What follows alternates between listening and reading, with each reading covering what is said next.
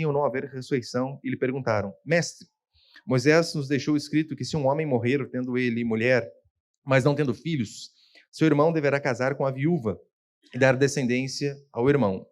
Pois bem, havia 7 irmãos. O primeiro casou e morreu sem filhos. Então, o segundo e depois o terceiro casaram-se com a viúva, e assim os 7 casaram e morreram sem deixar filhos. Depois disso, a mulher também morreu. Assim, na ressurreição, de qual deles ela será esposa, já que os 7 a tiveram como mulher? É uma história bem hipotética aqui, mas é interessante, né? Primeiro, qual que era o grande contexto aqui? Aqui, Jesus Cristo, haviam 2 grupos de pessoas que estavam tentando pegá-lo em alguma falha para que ele pudesse ser condenado. E o grande objetivo dessas pessoas não era tirar dúvidas, mas sim achar pelo em ovo para poder incriminar Jesus Cristo. Tanto é que antes, diz a Escritura, que os fariseus, eles chegam diante de Jesus com uma questão política, com a questão do tributo. Eles fazem aquela pergunta a Jesus Cristo: é lícito pagar tributo, imposto a Roma? E por que eles fizeram essa pergunta? Porque eles quiseram, de fato, encurralar Jesus Cristo. Qualquer resposta que ele der aqui, não tem como. Nós vamos pegá-lo em algum erro. Porque se Jesus Cristo vem dizer assim: é lícito pagar tributo a César, provavelmente aqueles fariseus, aqueles judeus que estavam ali, que era a maioria, eles ficariam extremamente furiosos com Jesus Cristo. Então, eles o abandonariam, talvez até o apedrejariam. Se Jesus Cristo diz: não é lícito, não devemos pagar tributo ao imperador, ele provavelmente seria condenado pelo Império Romano por sedição, por rebeldia, por insurreição, qualquer outra coisa que seja, e também seria morto. Então, eles não querem aprender, não era uma dúvida, porque nós temos dúvida, e a dúvida nós temos que perguntar. Nós crescemos através de pergunta, só que esses homens não tinham dúvida. Eles queriam apenas pegar Jesus em um erro, e Jesus responde de forma esplêndida, lembra? Dai a César o que é de César e dai a Deus o que é de Deus. Ou seja, em uma resposta, ele mata 2 coelhos numa cajadada só. Ele mostra aqueles homens que, todos, sem exceção, temos deveres para com o Estado e temos deveres para com o Senhor. Temos deveres para com o Estado no sentido de imposto, tá certo, né? Eu acho que ele não vislumbrava o que a gente paga hoje. 5 meses do ano para pagar imposto, mas, em certa forma, é bíblico. O imposto para sustentar as autoridades, os policiais, a segurança, basicamente seria isso. Então não é errado. E ele diz: todos nós temos esse dever. Mas todos nós também temos um dever para com o Senhor, sem exceção. Sejam nós cristãos e até os ímpios que não conhecem a Deus. Todos nós temos um dever para com Deus. E então agora, o que acontece? Agora, como a pergunta política falhou, eles tentam pegar Jesus de uma outra forma, com uma pergunta teológica. Como os fariseus tentaram derrubar Jesus e não conseguiram, vem os saduceus, que eram arqui-inimigos dos fariseus. Você consegue imaginar? Eram 2 povos, 2 seitas, que eram basicamente antagônicas. Era o Corinthians e Palmeiras se juntando para derrotar um inimigo comum. Ou Lula e Bolsonaro, para ficar mais fácil, né? Você imagina os 2 se juntando?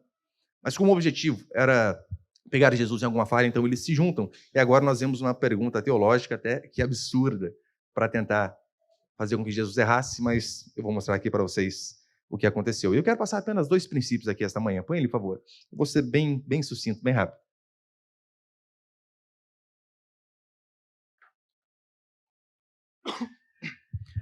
Primeiro princípio: hereges na liderança. Versículo 27, acompanhe comigo, só 27. Chegaram então alguns saduceus que diziam não haver ressurreição e lhe perguntaram. Esses homens, eles não acreditavam no básico da nossa fé. É um baita de um perigo quando pessoas que negam doutrinas básicas estão à frente de igrejas. Estão arrastando milhares e milhares pelas redes sociais.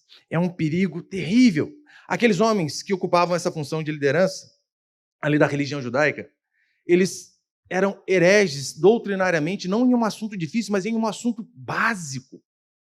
Algo extremamente simples. Eles negavam vida após a morte, ressurreição, existência de anjos e demônios, que a Escritura vai deixar explicitamente que de fato existem. Eles negavam até o juízo final. Tanto é que você vê Flávio José corroborando com isso, mas não apenas isso. A própria Escritura vai deixar de forma explícita que esses homens estavam errados. Olha, para você ter uma ideia, em Atos capítulo 23, diz a Escritura que Paulo estava sendo julgado E havia esses dois grupos aqui também. Do mesmo jeito que eles estavam aqui tentando achar alguma questão para derrubar a Jesus Cristo, ali em Atos capítulo 23, eles estavam reunidos para derrubar Paulo, saduceus e fariseus. Então Paulo, em sua defesa, ele diz assim: eu sou fariseu, filho de fariseu. Paulo, ele fala da sua posição, da família em que ele foi criado, e por conta dele tomar esse posicionamento, ele já causa divisão naquele tumulto que estava tentando derrubá-lo. Tanto é que em Atos capítulo 23, põe ele, por favor, versículo 7 e 8, olha o que a Escritura diz. Ao dizer isso, ou seja, ao dizer, né, Paulo, eu sou fariseu, filho de fariseu, ele assumiu essa posição. Ao dizer isso, surgiu uma contenda entre os fariseus e saduceus, e o grupo se dividiu, porque os saduceus afirmam que não há ressurreição, nem anjos, nem espírito, mas os fariseus aceitam todas essas coisas. Eles negavam o básico. E os saduceus, se nós fôssemos trazer hoje para o nosso tempo, seriam basicamente os liberais de hoje. Seriam os liberais. Por que eu digo isso? Eles eram tidos como os intelectuais, como os que estudam, como os mais sábios, só que eles conseguiam ser cegos para coisas fáceis. Veja, eu não estou dizendo aqui que nós sabemos tudo, claro que não. Só que uma coisa é você expor o seu ponto de vista teológico, o seu pensamento, diante de alguns assuntos que nós vemos que a Bíblia ela dá uma margem para interpretação A e B. Porque nem tudo nós vemos que é explícito na Escritura. Exemplo, escatologia. Escatologia sempre vai haver divisões na igreja em relação a esse assunto. Dificilmente chegaremos a um consenso. Lá em Pindamonhangaba, eu sempre converso com os irmãos. Lá tem tudo. Lá tem a milenista, no caso do meu caso. No caso do meu caso, redundante, né? Tem pré-milenista. Tem pós-milenista. Dispensacionalista. É um assunto difícil. Quem está certo? Não sei. Quando Jesus voltar, a gente fala, viu? Eu acertei e você errou. Não tem problema, porque isso não vai interferir diretamente em relação à salvação. Então, uma coisa é expormos aquilo que nós entendemos teologicamente sobre alguns assuntos espinhosos, mas que a Bíblia não dá tanta certeza. Um outro exemplo, claro, é credo-batismo e pé-do-batismo. O que seria o credo-batismo? É o que nós fazemos. Batizamos adultos, ou pelo menos quando a criança já tem uma certa idade ali, né, na média de uns 12 anos. É você professar a sua crença para então batizar. Mas há uma outra turma, a turma que acredita no pé-do-batismo de pediatria, de criança, que batizam criança. Pastor, esse é o problema dos católicos? Sim, mas também dos presbiterianos. E aí, vamos dizer que eles estão errados? Eu, basicamente, vejo base para os dois.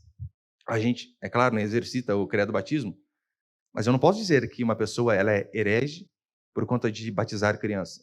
Tá certo que o catolicismo eles vem com uma conotação errada, no sentido de que o batismo tem algum poder em si mesmo. E isso é um absurdo. Os presbiterianos não acreditam dessa forma. E eles estão certos também. Uma vez chegou um pastor, em nossa igreja, disse assim, pastor, quantas mulheres, esposas, o pastor tem aqui na igreja de vocês? Eu falei, como assim, criatura? Quantas? No plural? Eu não estou dando conta de uma, você está falando quantas? Porque de onde ele veio, pode parecer absurdo para a gente hoje, né? Mas de onde ele veio, era totalmente compreensível a crença que ele tinha, por conta de uma crença, né, errada em alguns princípios ali do Antigo Testamento. Mas isso aqui é mais fácil a gente entender. Por exemplo, há basicamente duas interpretações aqui, né? Há uma minoria que acredita da seguinte maneira, que Paulo, quando ele vai dizer que é necessário ser marido de uma mulher só, o presbítero, ele está dizendo que, mesmo em um mundo de poligamia, que era permitido à época, para ser pastor é necessário ter apenas uma mulher. Não pode ter mais. Tem uma pequena parcela que acredita deste jeito. Mas a maioria, né, dos reformados, a maioria acredita de fato que tem que ter apenas um casamento. Para ser pastor, ele não pode estar no segundo casamento, no terceiro. A igreja aceita esse tipo de gente? Claro que aceita, senão, se aceitasse anjo, não tinha igreja, não tinha ninguém, não tinha pastor. Todavia, para exercer o ministério, nós acreditamos que é fundamental que ele tenha apenas um casamento. A não ser que ficou viúvo e casou de novo, né? Não tem problema. Mas o contrário, um casamento só, porque convenhamos. Você imagina, eu estou aqui fazendo um casamento, fulano, você promete que vai ser fiel à sua esposa até que a morte o separe? Ele diz assim, pastor, o senhor está na terceira. Como assim? Fica até incoerente. Então, isso aqui é até mais fácil. Então, uma coisa é eu e você colocarmos isso, né? A nossa posição teológica diante de alguns assuntos talvez um pouco mais espinhosos, um pouco mais polêmicos. Outra coisa é nós tentarmos sermos reformadores, enxergarmos aquilo que ninguém viu. Trazermos uma ideia que em 2000 anos de igreja, nenhum ser humano iluminado pelo Espírito Santo foi capaz de enxergar. É querer reformar a igreja reformada. E o que você vai ver é que hoje, muitas igrejas estão sendo lideradas por pessoas que falam absurdos. Não apenas de assuntos difíceis, mas de assuntos simples, como era o caso desses homens aqui. Olha para você ver. Teve uma treta gospel esse tempo atrás aí, né, entre dois pastores lá, o Eliseu Rodrigues e o Leonardo Salles. E eu realmente não conhecia nenhum deles. Daí depois que eu fui procurar saber quem era, e o pessoal estava me dizendo, pastor, ó, esse fulano aqui é ruim, cuidado. E eu vou falar o nome aqui, irmãos, por quê? Porque João Batista fazia assim. Os homens de Deus faziam assim, eles apontavam os fariseus e diziam, raça de víboras, não siga. Dava nome aos bois. Até mesmo para você saber quem você segue e quem você não segue. Pode ser que às vezes tenha uma motivação errada no meu coração, o tamanho da igreja deles, pode ser, daí é pecado meu e Deus, que Deus tenha misericórdia da minha vida. Mas, via de regra, o líder precisa se posicionar. Leonardo Salles diz assim, eu prego uma palavra totalmente revelada pelo Espírito, diferente da estudada em computador, tablet e Google. Eu prego uma palavra totalmente revelada pelo Espírito. Eu tenho um medo danado quando eu ouço esse tipo de frase, sabe por quê? O que a pessoa está dizendo é que aquilo que ela vai falar, ninguém ouviu de Deus, apenas ela. Quando ela diz, olha, eu prego algo extremamente revelado por Deus, né? Foi Deus que falou comigo aqui, totalmente revelado pelo Espírito. É isso que ele está dizendo. O que você vai ouvir agora, da minha parte, é o que o próprio Deus falou comigo. Eu, pelo menos, no começo da minha conversão, eu achava a coisa mais linda. O pastor estava pregando, e de repente, no meio da pregação, ele parava. Fala, papai. Quer que eu fale? Vou falar. Falei, gente, o dia que eu chegar nesse nível, hein? Não cheguei até hoje. Não vou chegar. Quero ouvir a voz de Deus, lê a Bíblia, meu querido irmão. Pastor, mas queria ouvir de forma audível. Lê a Bíblia em voz alta. É assim que funciona. Esta é a regra. O resto são exceções. Pior, tem pessoas que passam deste estágio e começam, de fato, a falar aquilo que a Escritura deixa explicitamente dita que é um erro. Uma coisa é você falar uma besteira, né? Deus falou comigo. E não está na Escritura aquilo que você falou. É uma heresia. Outra coisa é você ver aquilo que a Escritura diz e você fala ao contrário, dizendo que Deus falou com você. Vitor Azevedo, talvez o campeão das heresias, diz assim, Deus não está no controle de tudo, porque se tivesse, não haveria crianças com fome, mulheres estupradas. Deus não está no controle de tudo. Se Deus não está no controle de tudo, nós estamos fritos, perdidos. E tem aquela cérebro dele, né? Aquela frase fabulosa. Se Jesus estivesse no Éden, ele também comeria a fruta. Ele também pecaria. Absurdo.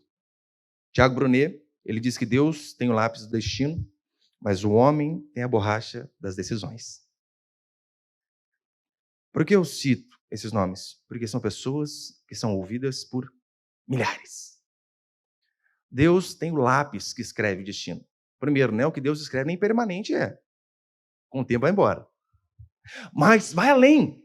Você, através do seu livre-arbítrio, da sua vontade, você pode mudar aquilo que Deus foi escrito. É mesmo? Pergunta para Jonas se dá para fazer isso. Dá?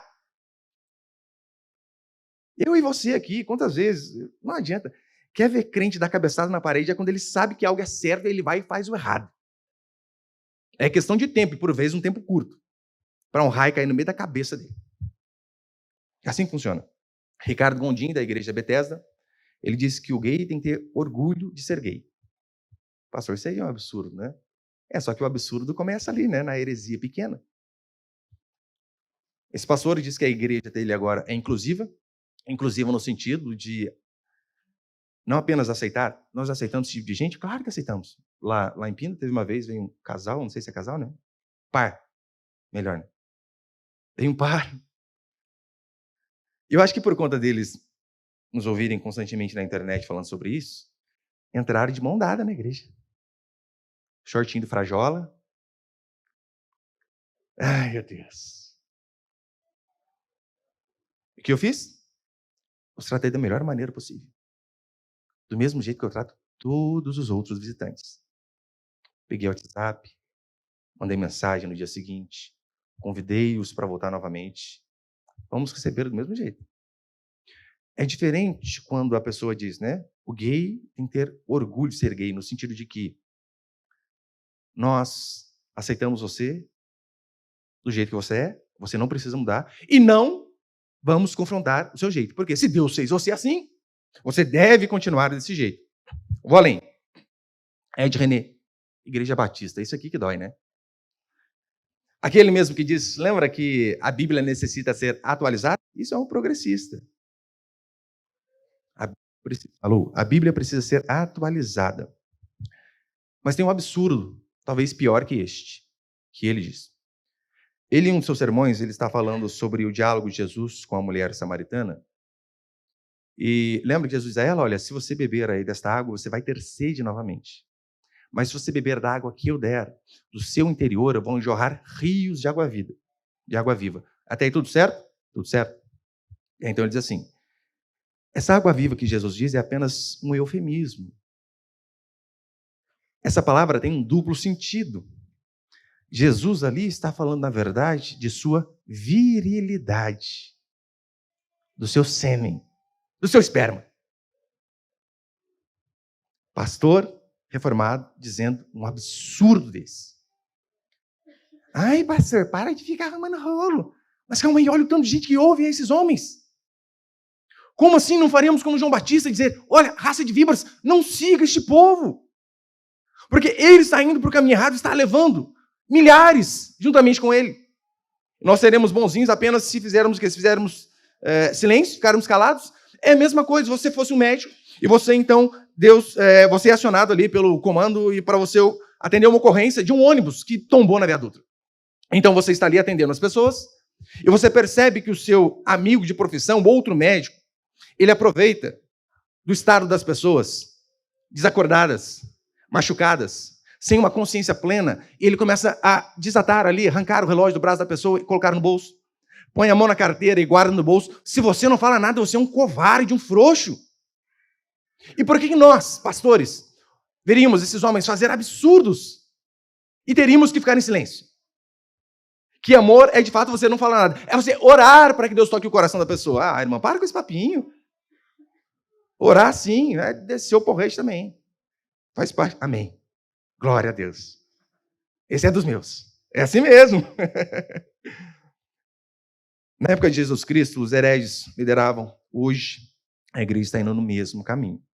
Então, nós vemos que, para derrubar Jesus Cristo aqui, vale tudo. Inclusive mentira. Eles começam a implantar algumas pessoas que mentem para tentar pegar Jesus Cristo em algum erro. E olha o absurdo que eles chegam, né? Eles citam uma coisa totalmente hipotética. A chance de acontecer é quase 1 em 1 milhão. No versículo 28, quando ele vai dizer assim, né? Mestre, Moisés nos deixou escrito que se um homem morrer tendo mulher, mas não tendo filhos, seu irmão deverá casar com a viúva e dar-lhe descendência. Aqui é a lei do levirato, que ele está citando de Deuteronômio, capítulo 25. Qual que era essa lei que Deus tinha dado? Aqui primeiro você já vê a importância que a Escritura dá para a família. Se um homem morresse sem filho, Deus dava tanta importância à família que ele usava esse artifício aqui para que o nome deste homem não fosse apagado. Daí você já vê, né, a diferença da Bíblia, totalmente a favor de famílias, e do progressismo de hoje, que quer, na verdade, acabar com a família. Que quer educar o seu filho, criar o seu filho, fazer do jeito dele. De nem casar precisa, né? Eu vi esse de uma matéria dizendo de casais que moram em casa separadas. Falei, gente do céu, como assim? Eu já tinha visto que dormem em cama separada. Mas em casa separada? A gente casa é para dormir de conchinha, daí a mulher vai dormir na outra casa. Tem lógica. Mas eles querem o tempo todo acabar com a família. O tempo todo. Então, nós vemos que aqui a Escritura ela começa a citar, né? Jesus cita a lei do levirato. Eles citam a lei do levirato. Qual que era essa lei? Era mais ou menos o seguinte, imagina, eu tenho... Na bateria não, né? Eu tenho 4 meninos, por enquanto. Homem que é homem só faz homem, né? Assim funciona. Nada contra os irmãos que fraquejaram e tiveram mulher, né? O pastor não está aqui, eu vou falar mesmo. Nada contra, Tiago. Sua mulher, né, faz parte da vida. Mas veja, eu tenho 4 homens. A lei do levirato era mais ou menos o seguinte. Cauã casa. Ele casa e não consegue ter filho com a esposa. E morre. Deus, ele priorizava tanto a questão do nome da família, que o Samuel teria que casar com a esposa dele, ter um filho com ela, e o primeiro filho dele seria considerado o irmão dele, para que o nome do irmão dele permanecesse, não sumisse. Olha o valor que Deus dá para a família. E então eles vêm com esse caso hipotético e absurdo, né? Olha, haviam 7 irmãos. O primeiro casa e não tem filho. Casa o segundo, o terceiro, o sétimo. Morre todo mundo e por último morre a viúva negra. Melhor, né? A viúva. E parece a viúva negra essa mulher aqui, né? Como assim? Todo mundo que casa com ela morre? E então eles citam isso aí para ver se eles conseguiam pegar Jesus Cristo em erro. E a resposta que nós temos de Jesus Cristo é uma resposta corajosa e esclarecedora. Por que eu digo uma resposta corajosa? Porque hoje, meus queridos, você precisa ter muita coragem para dizer a verdade em tempos de relativismo e progressismo. Onde não há absolutos, tudo é relativo. Você precisa ter uma coragem absurda. Eu digo você, no caso vocês, e pastor também. Para falar aquilo que ele acredita, gente do céu. Não sei se vocês viram, né? Eu coloquei na internet lá, eu estou sendo processado também. Na nossa igreja, pastor bom é pastor que tem um processo. O Michael e o Anderson têm que melhorar muito. E o meu foi por quê? Porque eu expliquei de forma bíblica qual o significado da palavra naká em hebraico, né? Que é fustigar o filho com vara, ali é bater, açoitar. Eu só expliquei isso. Estou sendo processado por apologia à violência contra a criança. Mas hoje em dia você precisa ter coragem, seja de púlpito ou seja também no seu trabalho, na sua família, para você dizer o óbvio. Hoje em dia nós temos que ser dotados de uma coragem tremenda para dizer que há apenas 2 tipos de pessoa, XX e XY. Não há 33 tipos de gêneros, como eles dizem. Há 2 tipos de sexo e 31 tipos de gays. É isso que funciona. Só que hoje, para você falar isso, meu irmão, eu fico até com medo de falar, depois fica na internet, né? Mas veja, você precisa ter uma coragem absurda para dizer o óbvio. Para dizer que um ser XY, ou vulgo homem, ele não possui óvulo, não tem útero, ele não menstrua. Consequentemente, ele é incapaz de produzir vida intrauterina. Para você dizer algo que é normal. Hoje em dia é necessário coragem. Por isso que Jesus precisou de uma coragem para dizer: eu sou o caminho, a verdade e a vida. Você tem noção do poder que é essa frase? Ele foi extremamente singular. O caminho. Não há outros caminhos. Ah, mas o fulano ali é da outra religião, mas é tão bonzinho, só não é crente. Ele está no caminho? Não está, está perdido. O caminho, singular. A verdade, singular. A vida. Vários caminhos podem conduzir a Roma. Ao céu, apenas um caminho.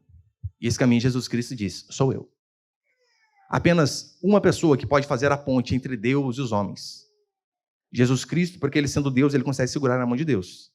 E sendo homem, ele também consegue segurar na mão do homem, então fazer esta ponte. Qualquer outro. É impossível. Não tem como. Apenas ele. Jesus precisou de coragem para dizer isso. E para dizer ao sol dos seus: olha, vocês estão errados. Você confrontar uma multidão enfurecida, oh Deus, haja coragem. Uma coisa eu falar aqui, você veio aqui de livre e espontânea vontade, né? Talvez alguns de livre e espontânea pressão, mas a maioria vem de livre e espontânea vontade. Agora você imagina Jesus com aquelas pessoas brilhando o dente, bufando, querendo matá-lo e ele dizer: vocês estão errados. Coragem, coragem. E não apenas coragem, Jesus Cristo foi esclarecedor. Por que ele foi esclarecedor? Ele afirmou aquilo que aqueles homens negavam. E ele explicou o porquê. Ele disse: olha, vocês não entenderam nada em relação à vida após a morte, em relação à ressurreição. E sabe o que ele faz? Ele faz o uso do Antigo Testamento, ao qual eles criam, para mostrar que eles estavam errados. Versículo 34, acompanhe comigo, por favor. E Jesus respondeu: os filhos deste mundo casam-se e dão em casamento. Mas os que são julgados dignos de alcançar o mundo vindouro e a ressurreição dentre os mortos não se casam nem se darão em casamento. Jesus ele vai citar depois a passagem da sarça, Abraão, Isaac, Jacó, para mostrar para aqueles homens que, olha, eu estou citando algo que vocês julgam crer. Então, se vocês pensam diferente de mim, vocês estão sendo incoerentes. Sendo incoerentes. O que eu e você aprendemos com isso? Primeiro, heresia é consequência de desconhecimento da Escritura. Toda heresia vem daí. É por isso que Jesus deixou claro: errais. Por quê? Não conhecendo as Escrituras nem o poder de Deus. Se esses homens de fato conhecessem as Escrituras, eles saberiam que a lei do levirato nada tem a ver com a ressurreição dos mortos, com a vida eterna. E saberiam também que, ainda que a pessoa esteja morta, Deus tem o poder de ressuscitar. E segundo, põe ele, por favor. Segundo e último, só esses dois.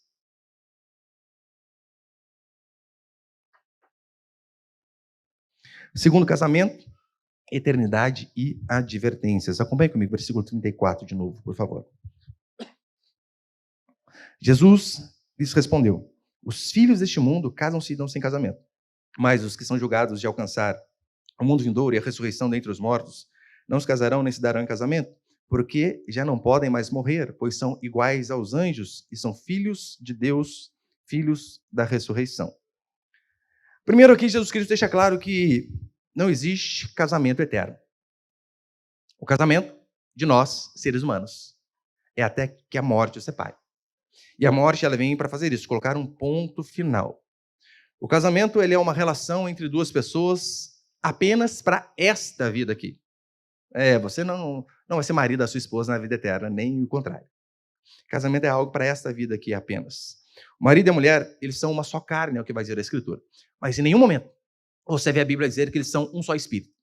Porque se eles fossem um só espírito, ora, nem a morte poderia separá-los, poderia dissolver essa questão. É por este motivo que a heresia mórmon de que o casamento é eterno é absurda, é heresia. Não tem como, porque a Escritura fala outra coisa. E no versículo 34 aqui nós lemos que Jesus diz assim: olha, eles não se casam e não se dão em casamento. Por quê? Ora, porque não morrem.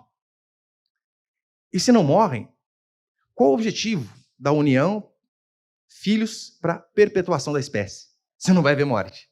Então não tem mais necessidade de casamento. A morte, ela coloca um fim no relacionamento conjugal entre o homem e a mulher. Mas ela não coloca um fim no relacionamento entre nós e o nosso Deus. Você percebe que a Escritura diz o contrário em relação a nós? Que nem a morte, nem vida, nem principados, potestades, nem coisas presentes, nem do porvir, nada pode nos separar do amor de Deus? Do amor da esposa, sim. Do marido, sim. Do amor de Deus, jamais. Então, ele vai citar o exemplo de que Deus revela a Moisés no versículo 37. Acompanha comigo, já estou encerrando. Mas na passagem a respeito da sarça, em que ele chama o Senhor, Deus de Abraão, Deus de Isaac, Deus de Jacó, o próprio Moisés mostrou que os mortos ressuscitarão. Aqui Jesus Cristo ele vai citar a Escritura para confrontar aqueles homens. Em que sentido? Para Deus, os patriarcas não estão mortos, vivos. Ele é o Deus de Abraão, ele é o Deus de Isaac, Deus de Jacó. E aqui eles já haviam morrido há muito tempo. Mas o que ele está dizendo é, eles morreram apenas para este mundo aqui. A morte colocou um fim no relacionamento entre eles e suas respectivas esposas. Mas não um fim no relacionamento deles comigo. Porque para mim eles continuam vivos. E Jesus, após ele ser esclarecedor, de não cair em nenhuma cilada, aí de interrogado, no finalzinho, diz a Escritura que ele passa a ser interrogador. Olha o que ele vai dizer, no versículo 41 até o 44. Jesus, porém, perguntou-lhes: como dizem que Cristo é o filho de Davi? Pois o próprio Davi diz no livro de Salmos: o Senhor disse ao meu Senhor: assenta-te à minha direita até que eu ponha os teus inimigos como estrado dos teus pés. Se Davi chama Senhor, como ele pode ser seu filho? Ele falou isso aqui, já bugou a cabeça deles, né? Igual a nossa, quando lê a princípio isso aqui, você fica doido, não entendi nada. Aquele memezinho, não entendi nada que ele falou. É por aí. Lembra que as perguntas aqui estavam versadas sobre o batismo de João Batista, sobre tributo, ressurreição, e agora, então, eles tocam na pessoa de Jesus Cristo. E por que Jesus faz questão de perguntar? Porque disto depende a sua salvação. Saber quem é Jesus. O que ele fez? Qual sua obra? Qual o seu propósito ao morrer na cruz? Qual a forma que você acredita nele? Porque se para você Jesus Cristo, ele é apenas um bom mestre, que trouxe bons ensinos, que são aplicados em diversas religiões. Não é apenas o cristianismo que aplica o amor ao próximo, não. O espiritismo e muito. Diversas outras religiões. Mas se para você Jesus é apenas um bom mestre, eu venho falar para você, você está num bom caminho para o inferno. Você precisa entender quem é Jesus Cristo. É por isso que ele vai dizer, Jesus é ao mesmo tempo filho de Davi, senhor de Davi. Por quê? Ele é o filho de Davi na questão de descendência. Ele vem da descendência de Davi. E ele é o senhor de Davi. Porque ele já existia antes de Davi. É a mesma coisa de João Batista. João Batista, ele tem acho 3 meses, 6 meses mais velho que Jesus Cristo, mas ele diz, este existe antes de mim. Mas como assim você é mais velho? É porque ele já existia desde a eternidade. Tanto passada como futura. Então, Jesus termina aqui fazendo algumas duras advertências, né? Primeiro, para que você venhamos ficar alertas. Versículo 45, ele vai dizer assim, enquanto todo o povo ouvia, Jesus disse, cuidado com os escribas que gostam de andar com roupas compridas, de ser cumprimentados em público, gostam dos primeiros assentos nas sinagogas e dos primeiros lugares nos banquetes. Os escribas, eles gostavam de demonstrar a espiritualidade com base na roupa que vestia. Sim, a roupa falava muito da pessoa. Se era vermelho, escarlata ainda, era sinal de alguém que tinha muito dinheiro. Assim eles gostavam. Gostavam de exibir as suas roupas, seus ares de grandeza. Gostavam de reconhecimento em público. Ser reconhecido pelas pessoas, onde já se viu, né? Esquecer do ungido de Deus. Eles gostavam principalmente dos lugares elevados da sinagoga. Os lugares principais. Funcionava mais ou menos o seguinte, né? A gente vê em algumas igrejas mais ou menos o mesmo padrão. Sabe quando coloca aqueles bancos aqui atrás, assim, sentadinho, daí fica... A elite, né? Só a elite que fica aqui, você sabe, né? Qualquer um, não. Então, eles gostavam apenas disso. Posição. Gostavam dos melhores lugares. E Jesus já havia, né, dito isso em Lucas capítulo 14. Ele condena esses homens, condena a hipocrisia deles, porque no versículo 47, na primeira parte, ele vai dizer assim, olha, e devoram casas de viúvas, simulando longas orações. A explicação de William Hendricks para essa parte aqui é que eles devoravam as casas viúvas no sentido de pedir contribuições constantes, até mais do que elas podiam. Pediam, só sabia pedir dinheiro. A gente vê muito isso hoje, né? O pessoal só quer saber de dinheiro. O pessoal não está preocupado em cuidar da ovelha, está preocupado em tosquiar a ovelha e, se possível, chupar o osso da ovelha. É isso. Esse mesmo exemplo. Os escribas, eles tentavam acobertar os seus pecados de avareza, fazendo longas orações, e o grande objetivo das orações deles não era glorificar Deus, mas era que as pessoas pudessem ver o quão potente era a oração e a voz deles. É que as pessoas pudessem ver, gente, que voz é essa? Às vezes tem algumas pessoas que é assim, né? Pega aquele irmãozinho tímido da igreja, aí pega o microfone para vir dar paz, para começar o culto, tem os que se transformam, não tem? Parece que na hora que começa a subir, que vai enchendo especial, né? Do jogador lá de fliperama. E o irmão às vezes é tímido, né? Mas ele pega o microfone, a paz do Senhor, querida, amada, portentosa e balsâmica igreja. O cara incorpora umas coisas, da onde saiu isso aí? Você não imaginava. Era esse mais ou menos o caminho desses homens. Eles estavam preocupados apenas com oratória no sentido de aparecer. A consequência para esses homens, a parte B do versículo 47 encerra dizendo assim, eles receberão uma condenação muito maior. Por quê? Porque eles tinham conhecimento. Eles sabiam que era verdade. Eles tinham o livro certo. Criam no Deus certo. E mesmo assim teimavam em fazer o que é errado. Tinham a cabeça cheia de luz, mas o coração vazio de amor, de quebrantamento, de submissão àquilo que Deus disse. Eram cheios de letras, de estudo, vazios de vida. Sabiam falar bem, tinham uma boa comunicação. Mas a vida que eles levavam não condizia com aquilo que eles falavam. Que Deus, meus queridos irmãos e irmãs, possa de fato nos livrar de procurarmos ouvir a palavra de Deus, a boa palavra de Deus, apenas para sermos cheios de conhecimento. Se aquilo que você ouve não transforma a sua vida, não adianta nada. Não adianta você decorar quase que uma pregação inteira ouvida aí, mas você não aplicar 10% daquilo que você ouviu na sua vida. Não adianta. Eu já tive dolorosas experiências com pessoas que amam teologia, detestam a aplicação da teologia. Amam ouvir sobre os puritanos. Adoram. Sobre pureza, sobre santidade. Daí você diz assim, irmão, a sua esposa estava de biquíni na praia? Biquíni é calcinha e sutiã com material diferente, né? Absurdo. Não, pastor, daí é outra coisa, né? Mas calma aí, não é você que gosta dos puritanos, santidade? Qual que é a diferença? Amam apenas a teologia, detestam a aplicação da teologia. E você sabe, eu e você, pela graça de Deus, não tem nada a ver com mérito nosso. Deus nos deu o privilégio de participar de uma boa igreja com a palavra fiel. Com falhas? Claro que tem falhas, claro que tem. Vocês falham. Os pastores de vocês também falham. Os irmãos, os líderes, todo mundo falha. Mas ainda assim, Deus nos deu o privilégio de fazermos parte de uma boa igreja. Consequentemente, seremos mais cobrados por termos mais conhecimento. Que Deus possa dar a mim e a você, de fato, um coração que se quebranta diante da verdade. Um coração que, diante do confronto, não fica aí dando 1000 desculpas para permanecer no erro. Citando aqui essas coisas hipotéticas, igual os saduceus citaram. Não. Que Deus nos dê a graça de... Que Deus nos dê a graça de nos enchermos de conhecimento. Sim. Mas que junto com esse conhecimento, que a prática da nossa vida cristã seja igual ao conhecimento que nós temos, para que nós possamos glorificar a Deus não apenas com aquilo que nós falamos, mas através da nossa vida diária, por vezes de boca fechada, seja no trabalho, seja na faculdade, seja em qualquer lugar, no meio da família. Que Deus nos dê a graça de aprendermos e aplicarmos aquilo que nós aprendemos. Amém, meus irmãos? Você pode ficar de pé por um instante, então, por favor?